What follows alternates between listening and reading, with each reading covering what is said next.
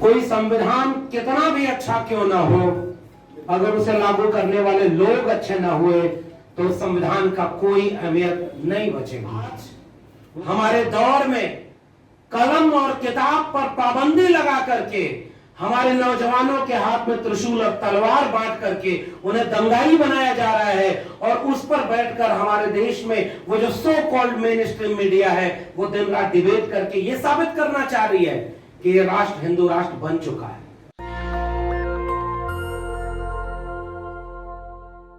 साझा जयंती समारोह में आए हुए मंच पर बैठे सभी सम्मानित अतिथिगण और इस सभागार में मौजूद आप सभी लोगों को मेरा जय भीम, जय मंडल, जय संविधान, इंकलाब जिंदाबाद है।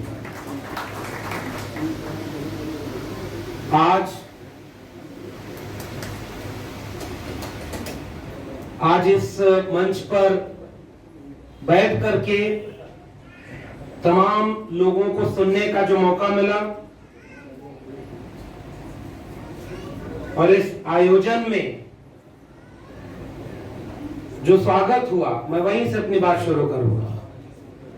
केवल विषय में ही चिंता भारत के संविधान की नहीं है, हमें भेद में भी भारत का संविधान दिया गया है।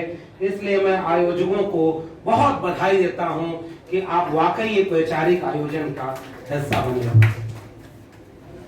और उसके साथ डॉक्टर अंबेडकर का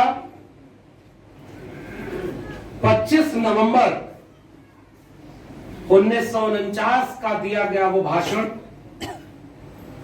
जिसके बाद इस संविधान को अंगीकृत कर लिया गया था। उस भाषण को इसलिए भी पढ़ा जाना चाहिए कि डॉक्टर अंबेडकर ने कुछ चिंताएं भी वहां साझा की हैं। वो चिंता इस बात की थी कि जो संविधान हम आपको सौंप कर जा रहे हैं वो ऐसा नहीं है कि वो उसमें कोई कमी नहीं है, उसके लागू हो जाने के बाद सारी तस्वीर बदल जाएगी। डॉक्टर अंबेडकर अपने उस उद्बोधन में कहते हैं, कोई संविधान कितना भी अच्छा क्यों ना हो, अगर उसे लागू करने वाले लोग अच्छे ना हुए तो संविधान का कोई अहमियत नहीं बचेगी, वो कागजों का पुलिंदा मात्र बचेगा। मुझे नहीं पता कि मुझे भारत के संविधान को आज कागजों का पुलिंदा मात्र कहना उचित है या नहीं, मगर इस बात को मैं दावे से कह सकता हूं कि जिन भी खतरों को डॉक्टर अंबेडकर ने उस भाषण में 1949 में इशारा किया था, वो खतरे हमारे सामने आकर खड़े ही नहीं हैं। उन्होंने संविधान को तहस नहस कर दिया है, केवल उसकी घोषणा नहीं हुई है। अब संविधान को बिल्कुल हटाकर आपके सामने एक घोषणा थोड़ी की जाएगी कि आज से मनुस्मृति का संविधान लागू है, लेकिन संविधान खत्म हो गया है। इस बात को इस तरह से समझिए जो अभी नवीन बोल रहे थे कि जितने भी गुनाह हुए उसमें न्याय किसके पक्ष में हुआ।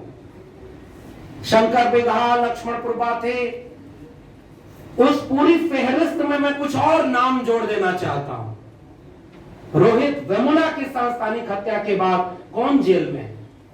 पायल तड़वी की सांस्थानिक हत्या के बाद कौन जेल में है? प्रोफेसर हनी बाबू, प्रोफेसर आनंद तेलतुंबड़े आज जेल में है, अभी तक उनका गुनाह साबित नहीं हुआ है। कहां है भारत का संविधान?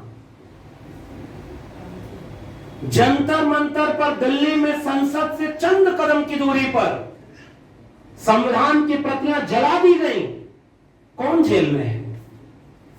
इस देश में धर्म संसद के नाम पर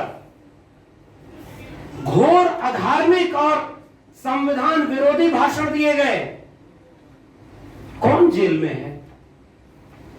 इस देश में उसी दिल्ली में भगवा संविधान बनाकर सेमिनार करके उसका विमोचन किया जा रहा है कि जब आरएसएस के 100 साल पूरे होंगे 2025 में, तो हम इस संविधान को बदलकर अपना मूल संविधान लागू करेंगे। कौन उस कार्रवाई में जेल में गया? इस देश में राम मंदिर पर फैसला आज सुनाया गया, कल वो जज राज्यसभा की सदस्यता लेता है। कहां संविधान बचा है? इस देश में जितने भी घोर संविधान विरोधी काम आप करें, आप जेल में नहीं जाएंगे, मगर आप अगर सवाल करेंगे तो आप जेल जाएंगे, आप गोली मारे जाएंगे, आपको आवाज को दबाया जाएगा। इसलिए इस मंच पर मुझे सबसे पहले बाबू जगदेव प्रसाद याद आते हैं, जिनकी आवाज को दबाने का काम इसी बिहार में हुआ था। संविधान के खात्मे की घोषणा नहीं हुई है, और हम और आप अभी उस संविधान की जो बहुत थोड़ी सी चीजें लागू हैं, उसकी वजह से ये आयोजन कर पा रहे हैं। बस इतना ही संविधान बचा हुआ है कि हम आलोचना कर पा रहे हैं। इसलिए इस आयोजन में मीडिया पर जो बात रखनी थी वो हमारे पूर्व के तीनों वक्ताओं ने रख दी। चाहे सुमित जी ने जो बात कही हो कि भाई आप टीवी देखना बंद कर दीजिए, हमारे अकबर इलाहाबादी ने एक शेर लिखा, खींचो न कमानों को न तलवार निकालो, जब तोप मुकाबिल हो तो अखबार निकालो। एक उम्मीद थी उन्हें कि जब तोप से मुकाबला है, तलवार से मुकाबला है, तो अखबार निकाल करके हम कलम से उसका मुकाबला कर सकते हैं। आज हमारे दौर में कलम और किताब पर पाबंदी लगा करके हमारे नौजवानों के हाथ में त्रिशूल और तलवार बांट करके उन्हें दंगाई बनाया जा रहा है, और उस पर बैठकर हमारे देश में वो जो so called main stream media है वो दिन रात डिबेट करके ये साबित करना चाह रही है कि ये राष्ट्र हिंदू राष्ट्र बन चुका है। कहीं लिखा मैंने पढ़ा था कि कल तक छपकर जो बिका करते थे अखबार, वो अब बिक करके छपते हैं। वो बिक चुके हैं पहले ही। कलम और किताब पर बंदूक का पहरा है। कलम खरीद ली गई। बहुत पहले कविता मैंने पढ़ी थी, मैं साहित्य का विद्यार्थी हूं। जो बातें पूर्व के वक्ताओं ने कही है उसे अपनी ही शैली में आपके सामने रखना चाहता हूं। अमन बेच देंगे, चमन बेच देंगे, सुकून बेच देंगे, गगन बेच देंगे, कलम के सिपाही अगर सो गए तो वतन के सिपाही वतन बेच देंगे। वो जो कलम के सिपाही में एक भरोसा इस मुल्क ने अपना दिया था, पीढ़ियों पीढ़ियों से जिनके हाथों को श्रम करने के लिए मजबूर किया गया, कलम पकड़ने से रोका गया, जिनकी पीढ़ियां खप गई इस दुनिया को रहने लायक बनाने में, जितनी जातियां बनाई हमारे देश में, वो जातियां पेशे से जोड़ दी। लेकिन वो पेशे कौन लोग करते थे? कुम्हार, लुहार, बढ़ई, नाई, मोची, मल्ला, निषाद, तमाम वो जातियां, कृषक, कामगार, श्रमजीवी जातियां, जिन्होंने अपने श्रम से इस दुनिया को रहने लायक बनाया, वरना ये दुनिया रहने लायक नहीं थी। इस काम को करने में बड़ी मेहनत लगी, शोध किया। एक धोबी शोध करता है कि कैसे धूल के एक प्रकार से भी कपड़ा साफ किया जा सकता है। एक कुम्हार, एक लुहार, एक नाई, मोची अपने पेशे में अनवरत हजारों साल से शोध किया उसने, ताकि वो और बेहतर ढंग से इस दुनिया को अच्छा बना सके। एक किसान शोध करता है कि वो कैसे और बेहतर फसलें पैदा कर सके। मगर जब ये मुल्क आजाद हुआ और एक आधुनिक भारत बनना शुरू हुआ, तो इस मुल्क को तो नया बनना था, जनता का, जनता पर जनता द्वारा शासन, और उसमें यह भरोसा किया गया था कि हम बराबरी की दुनिया बनाएंगे, हम इस देश को समता, स्वतंत्रता, बंधुत्व पर आधारित करेंगे। तो इसकी जिम्मेदारी जिन दो बड़ी संस्थाओं पर थी, उनमें एक है मीडिया और दूसरा मैं मानता हूं कि विश्वविद्यालय, शिक्षा जगत, एकेडमिक इंस्टीट्यूशन।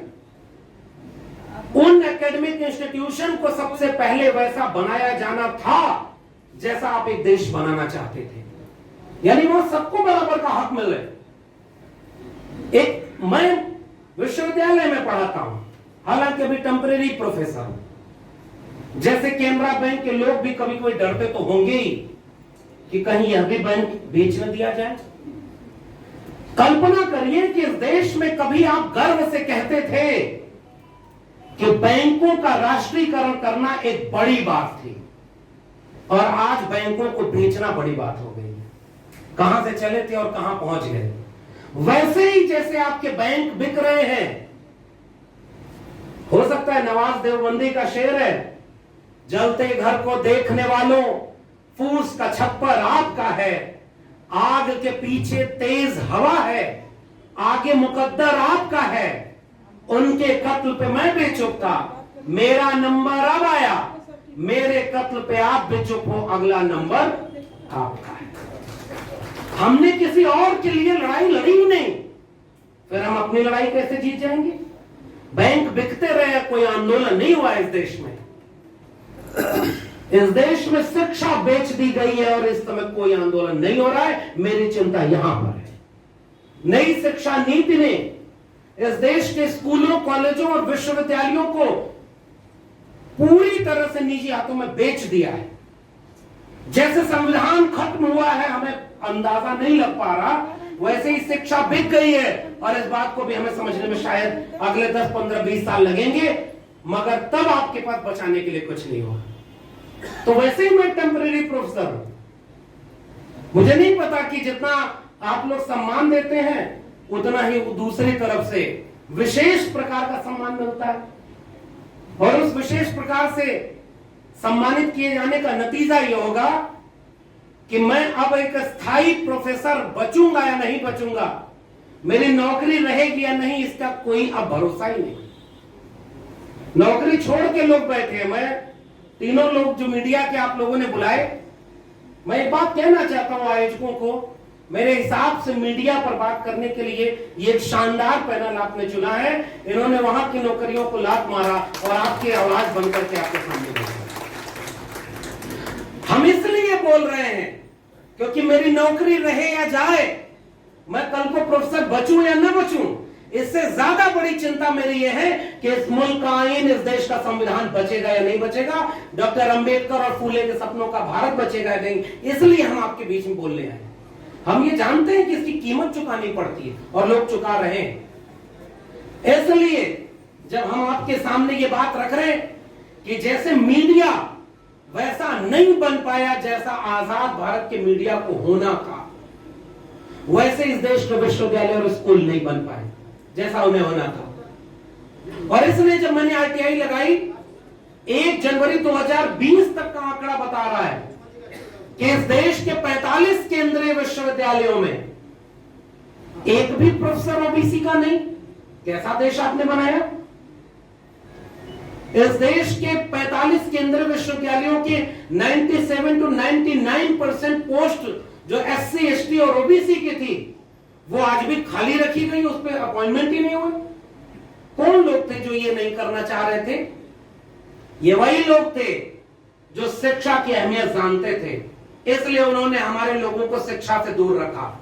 और इसलिए मैंने ये बात कही कि जिन जातियों ने श्रम करके, शोध करके इस दुनिया को रहने लायक बनाया, खूबसूरत बनाया, उन्होंने जब अपना विश्वविद्यालय बनाया तो उन विश्वविद्यालयों में शोध करने वाले बुद्धि विवेक को, तर्क विज्ञान को उन विश्वविद्यालयों से बाहर रखा। और जिन लोगों ने श्रम जीवियों के श्रम पर केवल जीवन जिया परजीवी की तरह, चौधरी छोटू राम कहते थे इस देश के 90% लोग अमेरा लोग हैं, 10% लोग लुटेरा लोग हैं जो 90% के श्रम को, कर्म को वहां पर लूटने का काम करते हैं। इसी को अर्जक संघ ने कहा कि ये 90% अर्जक लोग हैं जो अर्जित करके अपना जीवन जीते हैं, इस दुनिया को चला रहे हैं, और 10% लोग तो अनर्जक लोग हैं।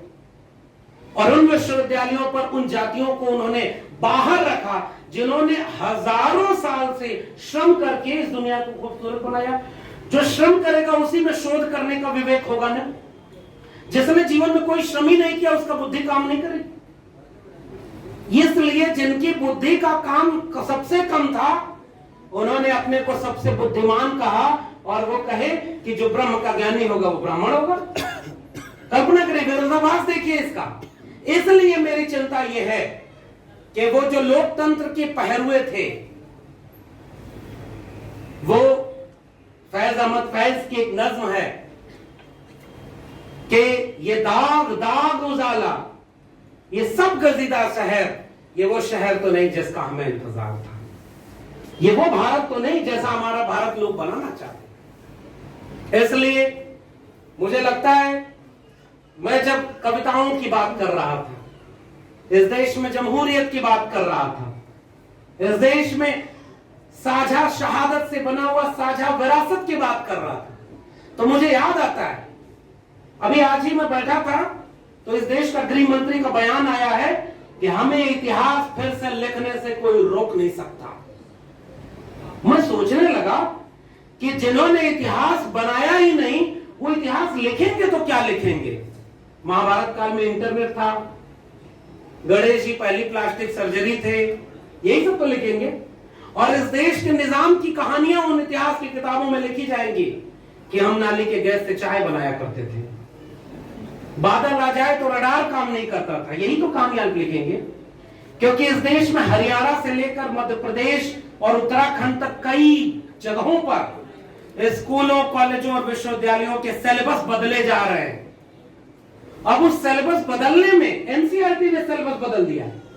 सिलेबस बदल करके वो क्या पढ़ाएंगे, महाराणा प्रताप ने अकबर को युद्ध में हरा दिया था, और उसी सिलेबस से निकले हुए कुछ लोग जब सिनेमा बनाएंगे तो कहेंगे कि पृथ्वीराज चौहान ने मोहम्मद गोरी को युद्ध में मार दिया था, जबकि इतिहास कहता है कि पृथ्वीराज चौहान 1192-93 के आसपास तराइन के युद्ध के बाद ही मर गए, और मोहम्मद गोरी का निधन हुआ 1206 ईस्वी में। इतिहास बनेगा तो इतिहास बदला जाएगा।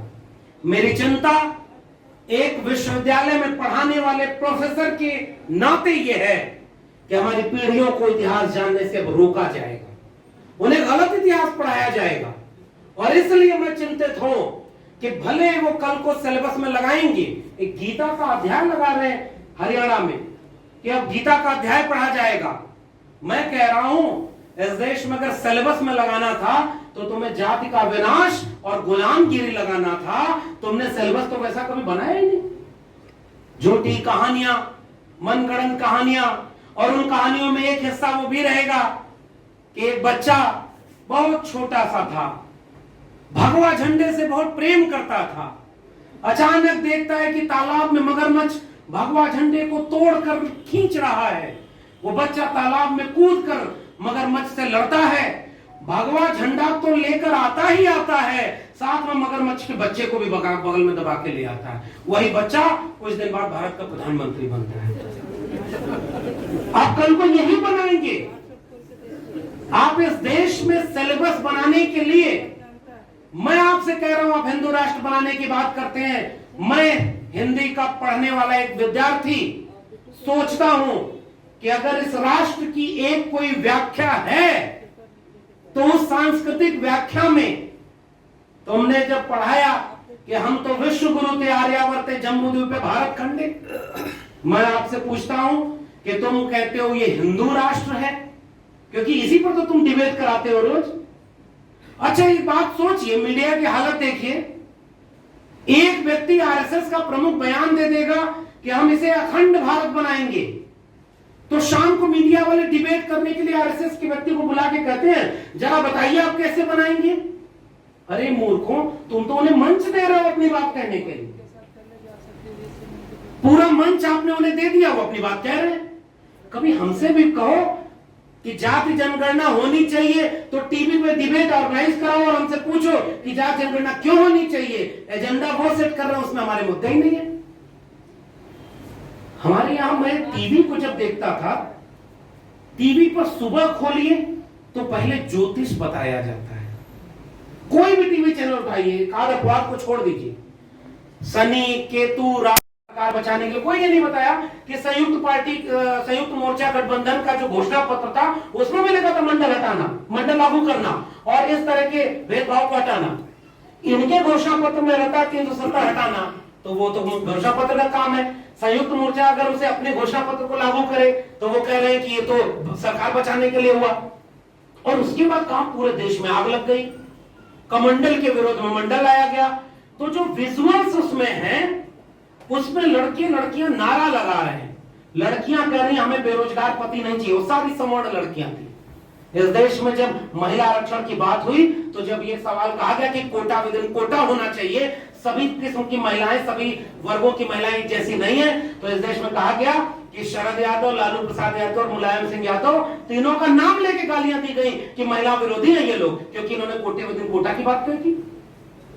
और उसके बाद क्या हुआ, दूसरा नारा ये लगा जिसमें गालियां दी गई थी वीपी सिंह, शरद यादव को, रामविलास पासवान को।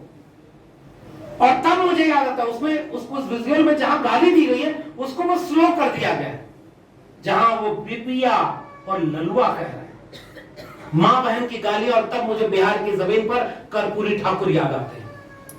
कर्पूरी ठाकुर मुख्यमंत्री बने तो किसने नारा दिया था, आरक्षण कहां से आई, कर्पूरिया की मां भी आई। इतना गंदा नारा मैं हर मंच से इसलिए बोलता हूं क्योंकि आपको पता ही नहीं कि आपके और हमारे हक के लिए किन्होंने कितना अपमान सहा है, और तब जाकर के हमें ये जगह मिली है जहां हम खड़े होकर के आपसे बात कर पा रहे। ये नारा किसने बनाया, जो लोग मेरिट की बात करते थे। राम नरेश यादव उत्तर प्रदेश में मुख्यमंत्री थे और बिहार में कर्पूरी ठाकुर थे। दिल्ली से चमड़ा भेजा संदेश, बार बनावे कर्पूरी और भैंस चरावा राम नरेश। ये नारा किसने बनाया था, ये मुख से पैदा हुए वाले लोगों ने बनाया था ना। और आप मेरिट की बात करते हैं और आप कहते हैं हिंदू राष्ट्र बनाएंगे। अगर कर्पूरी ठाकुर और राम नरेश यादव, बाबू जगदेव प्रसाद कुशवाहा ये लोग भी हिंदू थे, तो ये गालियां किसने बनाई उनके ऊपर। बीपी मंडल जब बिहार के मुख्यमंत्री बने तो कुछ दिन बाद गंगा में, क्योंकि उस गंगा से यातायात भी होता था, तेल रिस गया गंगा में और आग लग गई। सदन में खड़े होकर प्रतिपक्ष और दक्षिणपंथी नेता विवेकानंद झा ने कहा कि एक शूद्र जब मुख्यमंत्री की कुर्सी पर बैठेगा तो गंगा में आग नहीं लगेगी तो कहां लगेगी। बीपी मंडल ने खड़े होकर जवाब दिया कि देखो, गंगा में आग तो तेल रिसने से लगी है, लेकिन तुम्हारे सीने में जो आग लगी है अभी मुझे और उस आग को भड़काना है ताकि आग जलती रहे। यह लड़ाई लड़कर के यहां तक पहुंचा गया था। आज उसी मंडल के विरोध में जो लोग कमंडल लेकर निकले थे, इस देश में रथ यात्रा और मंदिर के नाम पर दंगा करवाया, जिन्होंने लाशों पर कारोबार करके उन्होंने कुर्सी पाई थी। आज जब जाति जनगणना की बात हो रही है, दलितों, पिछड़ों, आदिवासियों की एक एका बन रही है, मंडल और भारत के संविधान के बाद इस देश में एक ऐसा वर्ग तैयार हुआ है जो विश्वविद्यालयों से पढ़ करके इतना काबिल हुआ है कि वो आईटीआई लगाकर पूछता है, जब 2006 में मीडिया में कितने दलित, पिछड़े, आदिवासी हैं, अनिल चमड़िया, योगेंद्र यादव और जितेंद्र कुमार ये सर्वे करते हैं, तो पता चलता है कि न्यूज रूम में तो केवल 99.999% केवल अपर कास्ट लोग बैठे हुए हैं। फिर वो जब वहां हमारे लोग नहीं तो हमारी खबरें कहां से होंगी। विश्वविद्यालयों में जब हमने आईटीआई लगाई तो 50 वहां पर 90-99% प्रोफेसर, कुलपति, प्रिंसिपल वो सारे एक ही वर्ग के लोग बैठे हैं। फिर ये भारत किसका है। जब ये सवाल पूछा जा रहा है तो फिर से आग लगाई जा रही है, और आग लगाने का काम इस देश के अखबार कर रहे हैं, न्यूज चैनल कर रहे हैं। इसलिए मुझे याद आ रहा है एक वाकया, जब बाबरी मस्जिद विध्वंस का काम करने के पहले रथ यात्रा निकाला था इनके अगुआ लोगों ने। रथ यात्रा जब बिहार में आई तो बिहार की जमीन तो बुद्ध की जमीन है ना, बिहार की जमीन कर्पूरी ठाकुर, बाबू जगदेव प्रसाद की जमीन है। बिहार की जमीन पर उस रथ यात्रा को रोका गया समस्तीपुर में। वो एक बहुत बड़ा कदम था। बाद के कामों की हम बेशक आलोचना करें इन नेताओं की, लेकिन जितना उनके हिस्से का श्रेय है वो कम से कम देना चाहिए। उस लहूलुहान रथ यात्रा को रोकने का काम बिहार की जमीन पर हुआ था। और इसलिए हम कहते हैं कि उस रथ यात्रा को रोकने का खामियाजा ये भुगतना पड़ रहा है कि हीरा चोर विदेश में लंदन में बैठे हैं और खीरे जैसी चोरी के एवज में कोई जेल में बैठा है और आप उसे बचा नहीं पाए। चारा चोरी, इस देश को लूट लिया जिन्होंने, वो आपके निजाम बने बैठे। उसी दौर में दूसरा काम हुआ था उत्तर प्रदेश में, जब मुलायम सिंह यादव ने कार से ऊपर गोली चलवाई थी।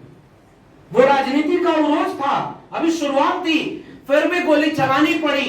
उसके बाद दैनिक जागरण अखबार में नाम लेके बोल रहा हूं, उस अखबार ने क्या कहा कि खुद मुलायम सिंह हेलीकॉप्टर पर बैठकर बंदूक से गोली चला रहे हैं।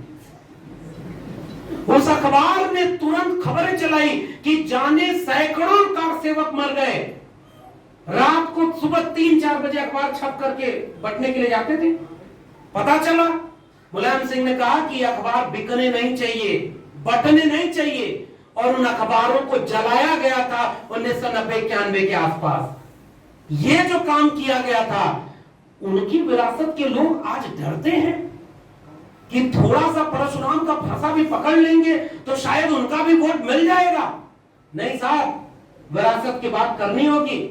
जो हिम्मत रथ यात्रा को रोकने और कार से ऊपर गोली चलाने की थी, वो हिम्मत डॉक्टर अंबेडकर से आती है, जो पाकिस्तान और द पार्टीशन ऑफ इंडिया किताब में लिखते हैं कि हिंदू राष्ट्र अगर हकीकत बना तो इस देश के लिए सबसे बड़ा अभिशाप होगा, क्योंकि हिंदू कुछ भी कह ले, हिंदू धर्म स्वतंत्रता, समानता और बंधुत्व विरोधी है, ये लोकतंत्र से मेल नहीं खाता, इसे किसी भी कीमत पर रोका जाना चाहिए।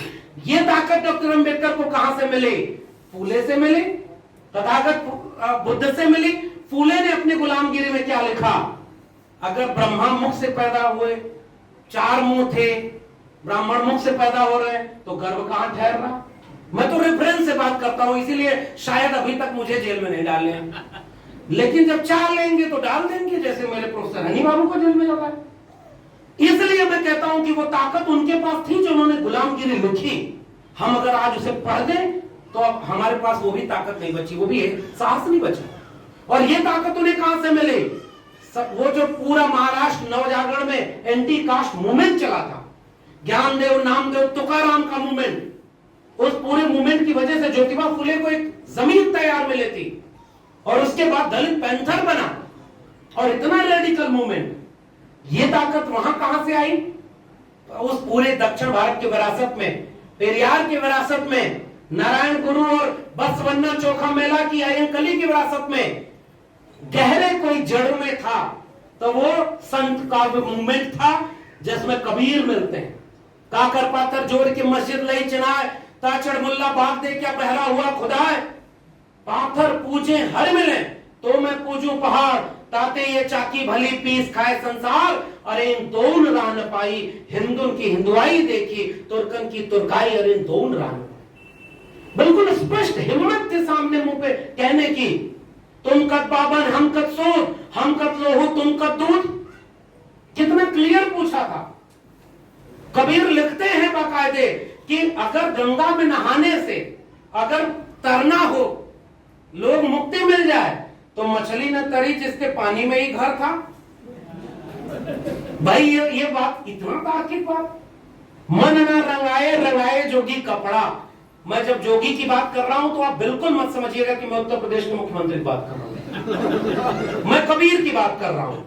आसन मारी मंदिर में बैठे, ब्रह्म छोड़े पूजन लागे पथरा, कनवा फड़ाए जटवा बढ़ाए, दाढ़ी बढ़ाए जोगी होई गई न बकरा, मथवा मुड़ाए जोगी कपड़ों रंगैले, और गीता बाँच जोगी होई गई न लबरा, मन न रंगाए रंगाए जोगी।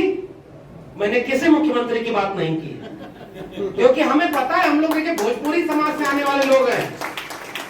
हम लोग जानते हैं कि हंसुआ बिया में खुरपी गीत नहीं गाया जाता, और टीवी चैनल वाले बैठ करके यही काम कर रहे हैं। भोजपुरी में हमारे यहाँ कहावत है, हाथी लियाई हाथी लियाई घोड़ाओ ना लिए, गधो ना लिए। मतलब अच्छे दिन लाएंगे, 15 करोड़ और 15 लाख रुपए आएगा, 2 करोड़ रोजगार आएगा, अच्छे दिन आएगा, महंगाई से मुक्ति चाहिए कि नहीं चाहिए, दोनों बात फैला करके इस देश को आगे। और मिला जब सत्ता मिली तो बैंक बिक रहे हैं, मैंने पहले ही कहा, रेलवे बिक गई, तमाम सरकारी संस्थान जहां का आरक्षण लागू था उसे बेचा गया। ध्यान से समझिएगा इस पूरे खेल को, क्योंकि आरक्षण को मंडल कमीशन में लिखा है, बहुत शानदार लाइन है, समानता केवल समान लोगों के बीच होती है, असमान लोगों के बीच किसी भी किस्म की समानता नहीं हो सकती। असमान लोगों को समान बनाने के लिए असमान नियम बनाने होंगे, इसलिए आरक्षण की व्यवस्था है। और उसी मंडल कमीशन की रिपोर्ट में लिखा है आरक्षण हम इसलिए दे रहे हैं क्योंकि हम जानते हैं आरक्षण बीमारी की दवा नहीं है, दर्द की दवा है। केवल दर्द ठीक होगा। फिर भी मंडल कमीशन की 40 में से केवल 2 अनुशंसाएं लागू हुई। फिर से मैं कह रहा हूं, अखबारों को पलट कर देखिएगा, न्यूज चैनल की डिबेट देखिएगा और हिंदू राष्ट्र वालों से सवाल पूछिएगा मंडल के विरोध में कमंडल क्यों ले आए। 2006 में जब उस मंडल कमीशन की दूसरी अनुशंसा लागू हुई, उसके बाद शिक्षा और रोजगार में 27% आरक्षण मिला, अपर लिमिट है 50%, ईडब्ल्यूएस सुदामा कोटा लागू करने के बाद अपर लिमिट टूट गई कि नहीं। तो फिर मंडल कमीशन की रिकमेंडेशन कहती है कि 52% आबादी को पहले तो गिनो, क्योंकि तुम्हारे पास जनगणना 1931 की है। गिनते क्यों नहीं भाई? हिंदू धर्म खतरे में आ जाता है क्या? इतना नाजुक तुम्हारा धर्म कि हमारी चंद बातों से खतरे में आ जाए। तो जाति की बात करना इसलिए जरूरी है क्योंकि मंडल कमीशन की बात करना। इसलिए वो कहा कि 52% आबादी को 52% रिजर्वेशन मिलना चाहिए, प्राइवेट सेक्टर में रिजर्वेशन मिलना चाहिए, प्रमोशन में रिजर्वेशन मिलना चाहिए। ये सारा तो अनुशंसा मंडल कमीशन की दी हुई है।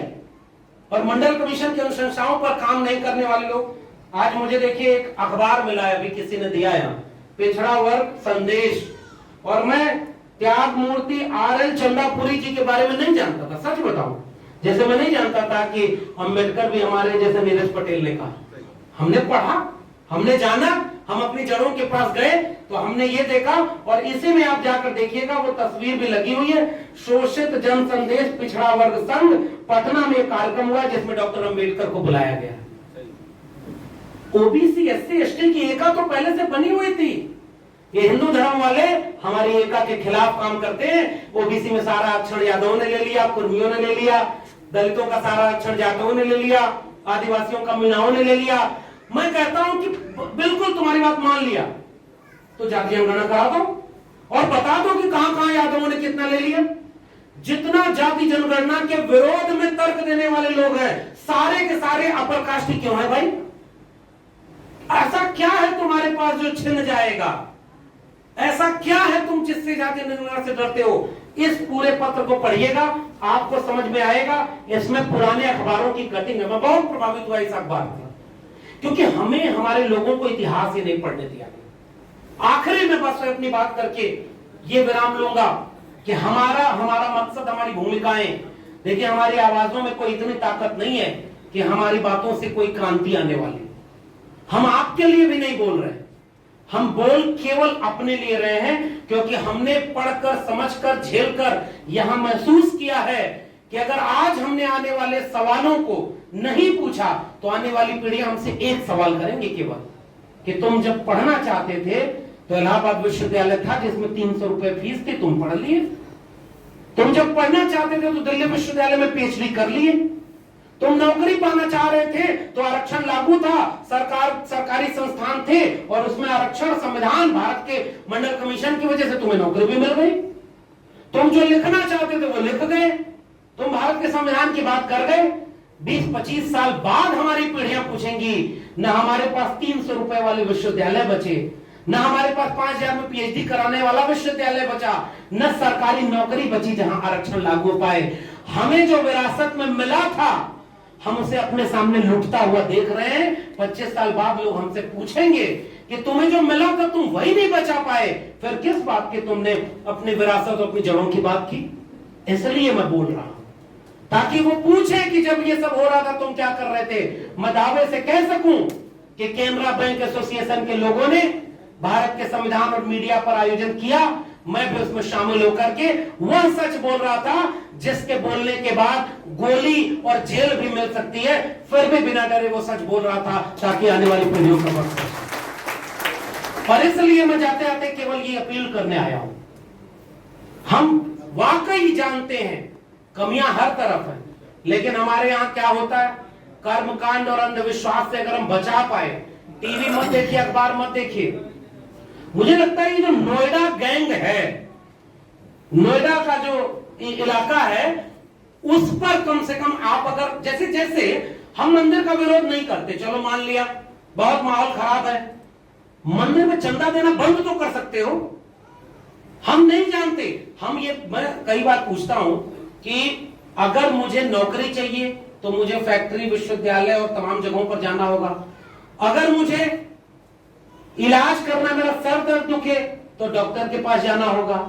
मुझे मोक्ष चाहिए तो मंदिर के पास जाना होगा। ज्योतिबा फूले क्या लिखते हैं, मैं एक दो किस्सा सुना के बात खत्म कर रहा हूं। ज्योतिबा फूले ने एक किस्सा लिखा तृतीय रत्न नाटक में, मैं हर जगह सुनाता हूं और जानबूझ के सुनाता हूं, सुनिएगा भाई। हमारी बात नहीं मानने की हो सकता, फूले की थोड़ी बात मान लें। उन्होंने कहा एक बहुत गरीब आदमी एक ब्राह्मण के पास गया और कहा जीवन बहुत कष्ट है, मैं कैसे इस कष्ट से मुक्त होऊंगा। तो ब्राह्मण ने कहा तुम्हारी कुंडली में यह बता रहा है कि शनि ग्रह ठीक जगह पे नहीं है। तो उन्होंने कहा कैसे ठीक होगा, तो कहा हवन कराना होगा। कहा कितना खर्चा आएगा, तो कहा इतना खर्चा आएगा। कहा इतना पैसा तो नहीं है। तो पंडित ने बोला चलो तुम्हारे लिए 50% डिस्काउंट, 5,000 दे दो, उतने में हो जाएगा। पंडित को उस वक्त मैंने कहा इतना भी नहीं है। फिर उसके बाद कहा कि अच्छा 1,000 दे दो, नहीं हो पाएगा। फिर पंडित ने कहा अच्छा 100 रुपए दे दो, एक हफ्ते के लिए शनि को ठीक जगह पे ले आ रहा हूं, बाद में जब पैसा हो जाए तो बड़ी वाली हवन करा लेना।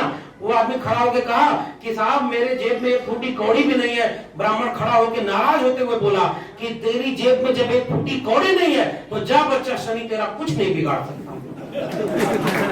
और ये मैं नहीं बोल रहा, ये ज्योतिबा फूले लिख के गए, हमने पढ़ा नहीं उसे। भाई मेरा काम ये है, मैं विश्वविद्यालय से जुड़ा हूं, मेरा फर्ज है मैं कलम और किताब बचाने का केवल भाषण न दूं, मैं आपसे गुजारिश करूं किताबों को पढ़िए अपने घर में, हमें गुलदस्ता मत दीजिए। आपने दिया है हालांकि भारत का संविधान, लेकिन ये फूल दोपहर और शाम तक मुरझा जाएंगे, हमारे साथ नहीं रहेंगे। किताबों के पन्ने ताउम्र हरे रहते हैं, इसलिए मैं किताबों की बात करता हूं। मैं आज हम लोग गए, अशोक साहब बैठे हैं, ब्यूरोक्रेट है। अच्छा जो आईपीएस होने के बाद हमारे मंच पर बैठ जाए तो ऐसे लोग तो हम लोगों को बिगाड़ते हैं। जब ये नहीं डर रहे तो हम क्यों डरेंगे भाई। आप यहाँ बैठे हैं और ये सब बात सुन रहे हैं, यहीं से वीडियो चल जाएगा। इसलिए मैं कह रहा हूं हिम्मत देखिए, हम लोग आपस में दूसरे से लेते रहते।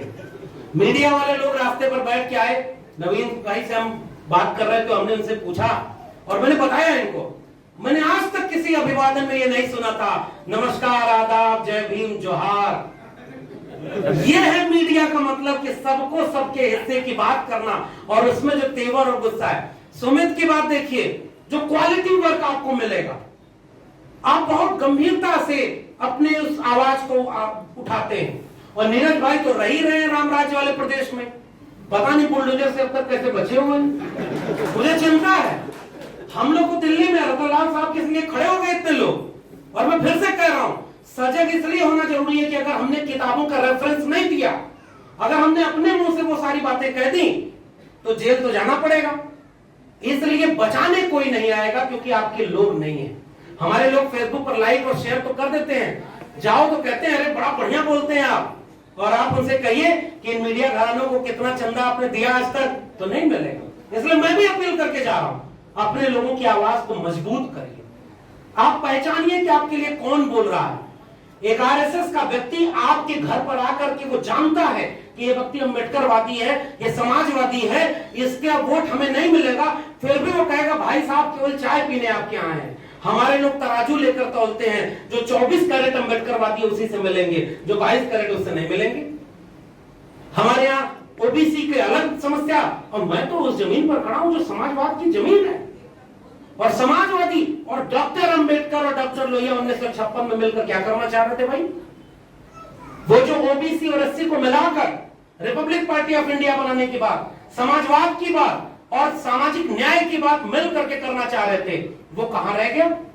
इसलिए मेरी गुजारिश है अपने लोगों को पहचानना और अपने लोगों के साथ खड़ा होना बहुत जरूरी है। इसकी जरूरत इसलिए है क्योंकि अगर एक आवाज को अगर खामोश कर लिया गया तो बाद में कोई बोलेगा नहीं। हमारे यहाँ प्राइमरी स्कूल में मास्टर जाता था पढ़ाने, तो पढ़ाना अगर उसे नहीं है मास्टर को, तो पूरी क्लास में से सबसे शैतान लड़के को बुलाता था और गर्दन झुका के 4 मुक्का मारता था और उसके बाद कहता था जाओ बैठ जाओ। उस 4 मुक्के की धमक अगले 1 घंटे की क्लास में रहती थी और कोई शरारत विद्यार्थी नहीं करता था। इस समय भी एक ऐसे ही प्रिंसिपल और प्राइम मिनिस्टर इस देश में आपने बिठा दिए हैं, वो नजीर बना करके आपके लोगों को गोलियां मार रहे हैं, आपके लोगों को जेल में डाल रहे हैं, क्योंकि जो हजारों हजार लोग जो आवाज उठाने लगे, अपना हक मांगने लगे, वो डर जाए और खामोश हो जाए। मगर मुझे लगता है डॉक्टर अंबेडकर की बात कर रहे हो आप, तथागत बुद्ध की बात कर रहे हो आप, बात कर रहे हो ज्योतिबा फूले की, तो एक बात सोचिए, पेरियार की बात कर रहे हो, तो जिनकी बात आप कर रहे हैं वो उनके आकाओं से नहीं डरे, तो आप क्या इनसे डर जाएंगे क्या? ये हिम्मत हमें वहां से मिलती है। गोडसे, गोलवलकर और हेडगेवार की विचारधारा इस देश को दंगाई बना रही है। अंबेडकर, फूले और पेरियार की विचारधारा इस देश को बचाने और बनाने की लड़ाई लड़ रही है। यह जंग विचारधारा की है, यह जंग अपने मुल्क में जो इतनी मेहनत से बनाई गई चीज थी उसको बचाने की है। इसलिए मीडिया बचाना भी हमारा काम है। कल्पना करिए, इस देश में पानी खराब हो रहा है, मैं जिस दिल्ली में रहता हूं वहां अपनी हैसियत के हिसाब से लोग पानी पीते हैं। जो झुग्गी झोपड़ियों में रहता है वो सप्लाई का पानी पीता है, और जो अच्छे घरों में रहता है उसके यहाँ महंगे महंगे आरओ लगे हुए। पानी खत्म अगर हुआ तो सबसे पहले कौन मरेगा? कोरोना आया तो सबसे पहले कौन मरा? कौन? नवीन जी से बात हो रही थी, इन्होंने कहा कि वो वही दौर था जब पैदल लोग सड़कों से लौट रहे थे। वो कौन लोग थे? क्यों हमें पहचानने नहीं दिया जाएगा? कल को ये प्रकृति खत्म होगी तो सबसे पहले शिकार कौन होगा? जिन्होंने इस दुनिया को रहने लायक बनाया उसी के पास कुछ नहीं है। इसलिए जगदेव बाबू के नारे से बात खत्म कर रहा हूं। सोशलिस्टों ने बांधी गांठ, पिछड़ा पावे 100 में 60 का नारा दिया था। संयुक्त सोशलिस्ट पार्टी ने, संसोपा ने बांधी गांठ, उस नारे को आगे बढ़ाने का काम जगदेव बाबू ने किया। और वहीं से मुझे एक दिशा नजर आती है, एक दिशा नजर आती है किताबों से, एक दिशा नजर आती है ऐसे नारों से। जब अर्जक संघ नारा लगाता है पुनर्जन्म और भाग्यवाद, इनसे निकला ब्राह्मणवाद। ब्राह्मणवाद की क्या पहचान? गिट पिट बोले करे न काम। मानववाद की क्या पहचान? ब्राह्मण भंगी एक समान। जिसमें समता की चाह नहीं वह बढ़िया इंसान नहीं। समता बिना समाज नहीं, बिन समाज जनराज नहीं। 2 बातें हैं मोटी मोटी। आइए इस बिहार की जमीन पर जगदेव बाबू को याद करते हुए आखिरी में ये नारा बोल रहा हूं, इसके संदेश को समझ जाइएगा। 2 बातें हैं मोटी मोटी, हमें चाहिए इज्जत रोटी। मिटे गरीबी और अमीरी, मिटे चाकरी और मजबूरी। 100 में 90 शोषित हैं, शोषितों ने ललकारा है। धन धरती और राजपाट में 90 भाग हमारा है। 10 का शासन 90 पर नहीं चलेगा, नहीं चलेगा।